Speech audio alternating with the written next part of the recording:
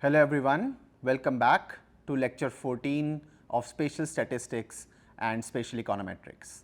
In this lecture, we are going to take up from where we left in the previous lecture, that is variogram modeling. Up until now, we have defined a theoretical variogram. We have learnt how to develop an experimental variogram, which is nothing but applying the idea of a theoretical variogram given a sample data. And where we ended our previous lecture was moving from this experimental variogram to a variogram model. Why do we need a model? And what is a model? Well, a model is a generic or a general representation of a real world phenomenon, and it typically relies on certain parameters of interest in the physical environment or the social environment that we are studying. It is only a representation of the real world. Of course, it does not capture all the complexities of the real world, but it will be able to provide us with a generic understanding of spatial dependence in space, right. So, we looked at these figures that are in front of your screen. We were working with Uttar Pradesh data. We were working with lag vectors in the east-west direction, right. We figured out a way to work or define lag vectors and search for spatial pairs even when the data are spread on an irregular lattice, right. And finally, we came up with this variogram cloud, which provided us with different scatter plot values of z of s minus z of s plus h the whole squared, right. And for each h value that is on the x axis, right, for each h value we collect all the different points on the variogram cloud and we take a mean, right. That mean value is then collected for different h values, provides us an experimental variogram. Okay. Now, the point is we want to move from this experimental variogram to a generic understanding of spatial dependence in this region, right. What is the first thing that comes to our attention when we move from this experimental plot to the modeled variogram of understanding? Well, we have a variogram measure for specific values of h, which are represented by these red blocks, right. So, we know at lag h1, h2, h3, h4, h5 and h6, we know exactly how spatial dependence is exhibited in the sample data set. But we really do not know what is happening on points between and other than these specific values of h, right. But that is sort of limiting, right. I mean, if we are to conduct spatial prediction, spatial regression, then we should be able to have a model wherein we provide the value of h and it provides me a measure of or an estimate of the spatial dependence in my sample and spatial domain of interest, right. So, in that spirit, we need a variogram model for all possible h values. So, to be able to exhibit spatial dependence, provide a specific measure, an estimate of spatial dependence for all h values, we need a variogram model. The other alternative is to manually calculate the experimental variogram value for each and every h value in every direction and every distance combination that is out there. Now, that is really not really plausible in practical terms, right. And the other thing that we will see through this lecture is that a generic model will allow us to incorporate additional drivers of spatial continuity besides just the space, location and geographical factors. Sometimes spatial continuity or spatial contiguity is also driven by anthropogenic factors. For example, if we think about urban areas and we think about groundwater levels, well, because urban areas are typically highly concretized, there is going to be very little natural recharge due to rainfall, because most of the land area is concretized, right. So, if we are studying recharge as a variable of interest over space, then perhaps urban areas will provide a factor that will drive a continuity of low recharge values over the entire urban area. This relative to other agricultural or non-urban areas where the recharge value is going to be spatially continuous and typically higher than the recharge values at urban areas. So, anthropogenic impacts are important as well, other than just the location indices that we have that we have been thinking about seriously. An experimental variogram cannot provide us does not provide us an opportunity to characterize such nuanced factors in defining spatial contiguity. It is mostly dependent on location, that is the lag vector h, and it is done one h at a time, right. So, apart from providing us a generic understanding of spatial continuity in space, it also allows us to incorporate information that is besides space, but can lead to spatial dependence or spatial contiguity in the data.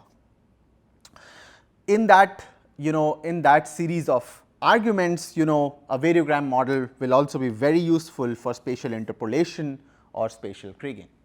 All of this spatial dependence measures that we are working with or trying to work out is because typically when you sample in space, you can't sample every single location in space. There are going to be locations where there are going to be no sample observations, and using what you have observed, our job as statisticians is also to predict what might be going on at areas that remain unobserved, right. Okay. So, with that, let us move forward and study a few variogram models. So, first up is the linear variogram model. You have the visual characterization of the linear variogram model. Let us start with the visual characterization. Well, you have a typical sort of shape where the model variogram values, as h increases, they go up, right. So, on the right hand side corner, we have this experimental variogram which basically shows that as h increases, the variogram values go up, right.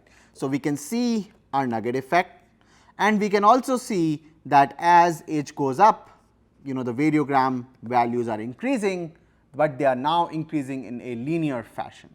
That basically gives us a shape of how the variogram values are progressing as h increases, right.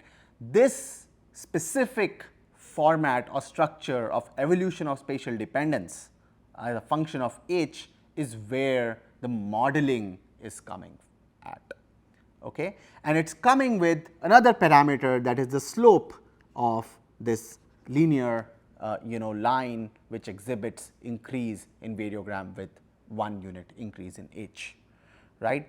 This slope and the nugget together provide us a parameter vector theta, that is C0 being my nugget, that is very near just when we leave h, that is h approaches 0, but it is slightly positive, slightly away from any given location, what is the level of spatial dependence, right. That is C0, and after C0, B is, or BH is giving me the rate of decline in spatial dependence in space, right. This rate of decline is linear and constant as h increases. So, we do not really get to see this point where the variogram stops increasing in the linear variogram model. Again, a model is an imperfect understanding of the real world. We know, we have seen examples of how in the real world you will see the variogram spatial dependence to eventually decline, and that makes perfect intuitive sense, right. That is, values that are farther apart in space are likely to have not so strong correlation. Okay.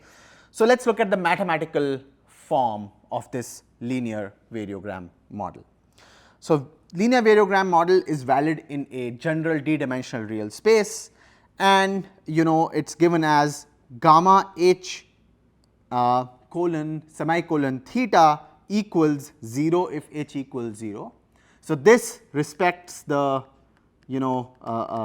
the theoretical property of a variogram that gamma 0 is 0, and when h is not equal to 0, that is there is a positive lag between two values, two locations in space, their values will be dependent due to this measure called C0 plus BL time h, right. This B is the slope at which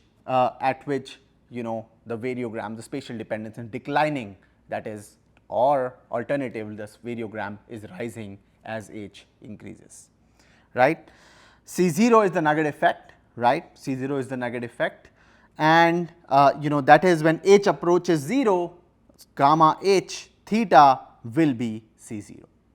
So, moving away from an experimental variogram, or rather a semi-variogram, because we are working with gamma h and gamma h theta rather than 2 gamma h and 2 gamma h theta.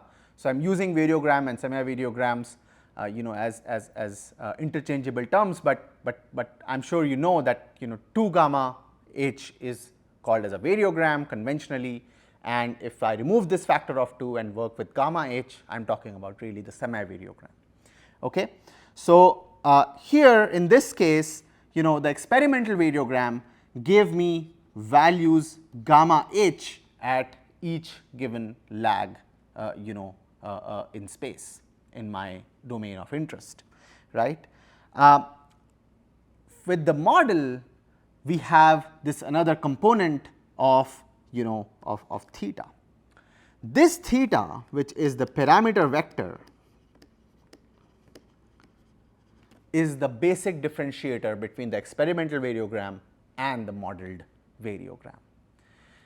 The beauty of theta is that if I figure out these theta values, if I figure out C0 and B, I can just provide a value of h, and it could be any h, not just the ones that I have manually calculated my gamma h value for, and I can back out my variogram, right. So, that is the first strength that comes out, right. So, if I have a parametric definition, if I apply a parametric definition to the variogram itself, which sort of in a rather imperfect fashion provides me how gamma h or 2 gamma h will progress as as h changes, that provides me a modeled variogram or a variogram model. Okay. Now, there are several models for a for a variogram. To sort of provide a generic understanding of spatial dependence in space. There are several versions. Linear is one, perhaps the most simplistic, a very good point to start in order to teach these methods. The second on your screen right now, the second kind or second type of variogram model is called as the spherical model. The spherical model is valid in the 1-dimensional, 2-dimensional and 3-dimensional real spaces. Okay. Now, this is to basically say that the linear model was valid in a general d-dimensional real space. Here if we are using a spherical model, our data better be in 3 dimensions or less, right, which is powerful enough, right. I mean, most of the work that we will do, especially for me as a social scientist, as an economist, most data sets would fall in the category of either in 3 dimensions and mostly in 2 dimensions. Okay. So, what do we have now? Now, we have a situation where we again have our nugget effect right after we move from a given location, that is the origin, right after we move a step delta, we get a certain value of gamma h, which provides me an idea of the nugget effect. After we have after we reach the nugget effect and we still keep increasing our h value, that results in increasing of gamma h value as well.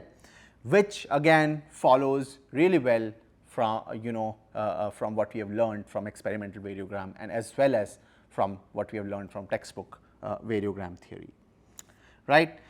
And but the spherical model is able to also provide a pretty realistic picture of what we saw with the experimental variograms and the textbook variograms. That is, there will come a point after which I am going to have my variogram value stabilize to a given point, right.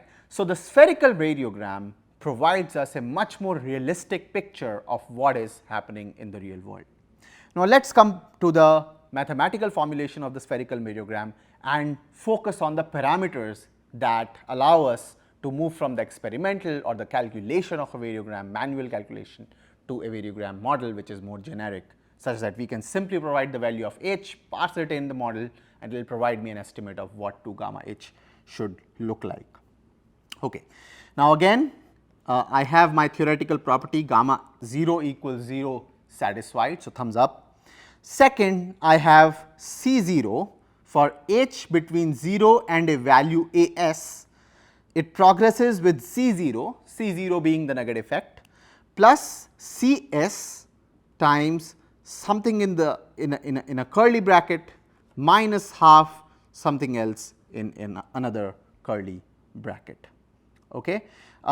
It is a spherical variogram. So, you see that h has a cubic form and it is declining with a at a cubic rate. So, there is something that is declining if when h increases at a cubic rate in this spherical variogram model.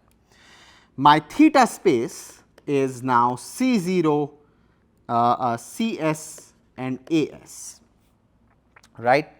Now, if I pay attention, h after h greater than A s is a constant value C 0 plus C s. Now, this is very close to what we have learned till now. After h crosses a value of A s, right, after h crosses a value of A s, gamma has a fixed value of C 0 plus C s, right, C 0 plus C s. Now, this C 0 plus C s is what we know is our CIL. So, what is C s? Well, C s is what we called as the partial CIL. What is A s? A s is what we called as the range. That distance in space after which any two locations will not exhibit any correlation. So, this CIL is the point, is the level of no spatial correlation in data. Okay. This spherical variogram is very, very close to the textbook variogram understanding that we have, right. And if you want to sort of visualize how the spherical variogram is really working, well, it is measuring, if you were to visualize two spheres being put together exactly overlapping with each other, and as you sort of start to move these spheres out, the level of as the area that is intersection of these that is between the intersection of these two spheres, it starts to decline. And as this starts to decline, that gives me a modeled understanding of decline in spatial dependence. That is what this function between h h being between 0 and A s is providing mathematically. It is really the decline of area of intersection between the two spheres as they are pulled apart from each other. It is a pretty interesting physical interpretation of a spherical model. That is why it is called a spherical model. Okay. In that spirit, there are couple more models which are popularly used. The next one on your screen is called as an exponential model, right. It looks much like a linear model, only now there is a, instead of a straight line, I have a exponential decline, I have an exponential decline in spatial dependence in data. And this rate of decline is where the exponent is going to come in. So, this exponent AE is going to be a parameter of rate of decline, how quickly will this decline, right. And as h approaches infinity, you will see that gamma h value will now start approaching to, as h approaches infinity, gamma h will start to approach, sorry about that, approach C0 plus CE, which is nothing but the CIL, that is the point of no correlation. So, exponential model exhibits a real world situation where values are spatially correlated even though they are very far apart from each other, right. So, those if you are working with a physical or a social phenomenon which exhibits that value in your spatial domain, right. Remember, all this analysis is being contained in a box which we call as the spatial domain. We have used the notation D for this spatial domain, right. So, far apart enough would basically mean in this circular spatial domain, if values are at two different corners of the circle, they are very, very far apart. And if you believe that they will still exhibit spatial dependence, but that spatial dependence will sort of decline very quickly as one moves away from any one location, then perhaps the exponential model is the way to go. Instead, if you believe that there will come a point after which there will be no spatial relation in these data, then perhaps the spherical model is the way to go. Okay? So, these things really matter, depend on the kind of real world analysis that you are conducting with the data, right. Okay.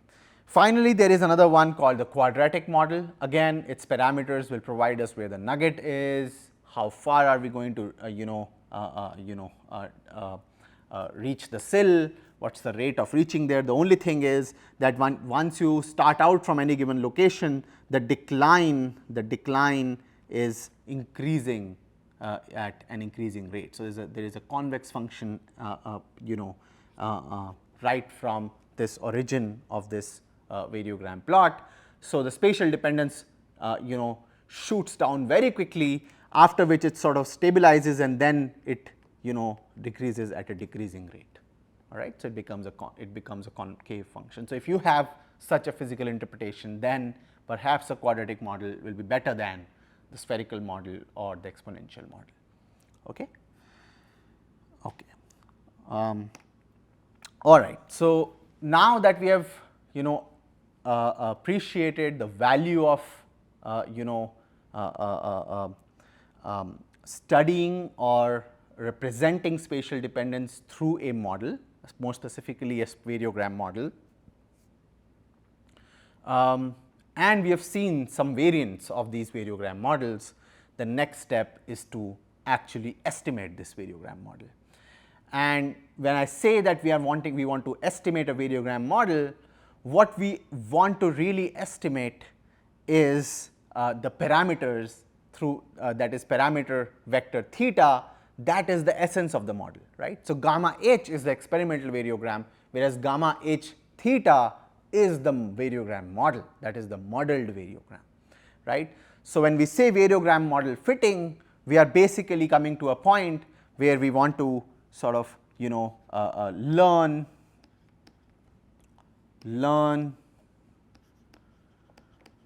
the parameter vector theta from the given data set or data sample. Okay. So, we start with a family of linear variograms, right. So, we start with, again we started with the example of a linear variogram because it is very easy to understand. It has only two parameters, one is your nugget and the other is your rate of decline in spatial dependence or the rate of increase in the variogram value as h increases, right. So, the value of linear variogram is given as this set of 2 gamma such that gamma h is equal to C 0 plus B h, where C is greater than or equal to 0 and so is B h. right. So, again this is really a family of variogram. Why? Because C0 and B are both variables. So, as I change this pair C0B, as I insert different values of C0 and B in different combinations, I will start to get different variogram models, right, linear variogram models, right. Model fitting then is the concept where we are seeking an element from the above family that is closest to my given data sample. So, the linear variogram model is providing me with a family of variogram possibilities. What I want to do is I want to figure out which among this family of which member of this family is closest to my data set. That is, I want to fix the values of C0 and B such that my variogram model C0 plus BH fits really well with the data. Now, the parametric subset of variograms which will do that are going to be 2 gamma such that 2 gamma H equals 2 gamma H and theta, where theta is in the parametric space, right. So, wherever my experimental variogram will match my modeled structure, which is here C0 plus B times H, right, twice of this, wherever this will happen, I will simply get my variogram. I will simply get my theta value, right. Remember, we saw that with H I have a variogram cloud. So, for every given value H, I have different values that are scattered in space. So, H1, H2, H3,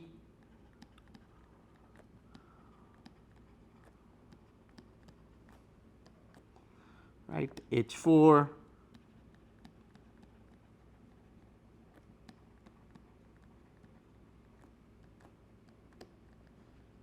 right, and so on and so forth.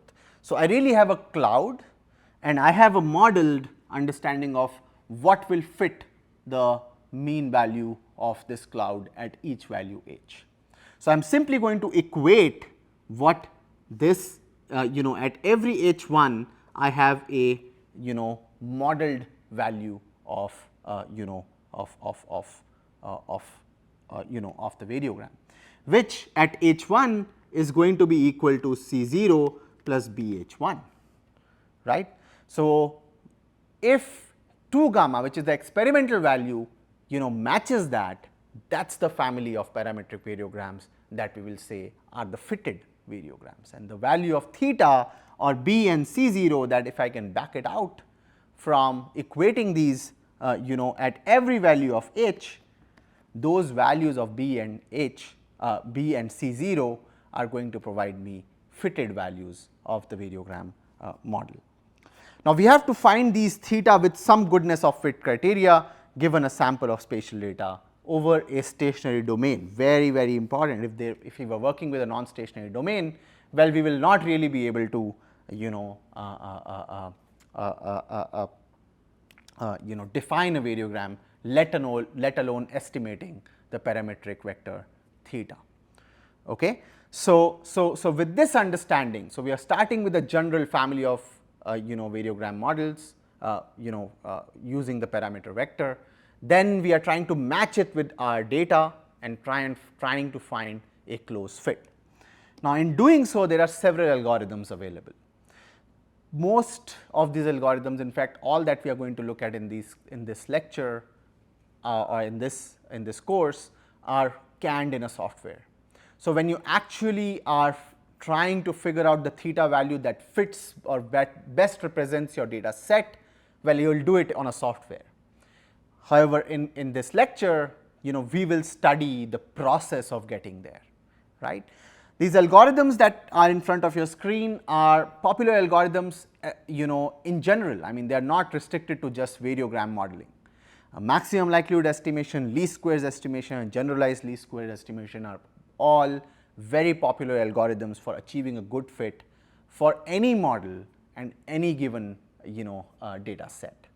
Here in this case, we have a data set for 2 gamma H, right, For every value h, we have different values. We can actually figure out the pairs.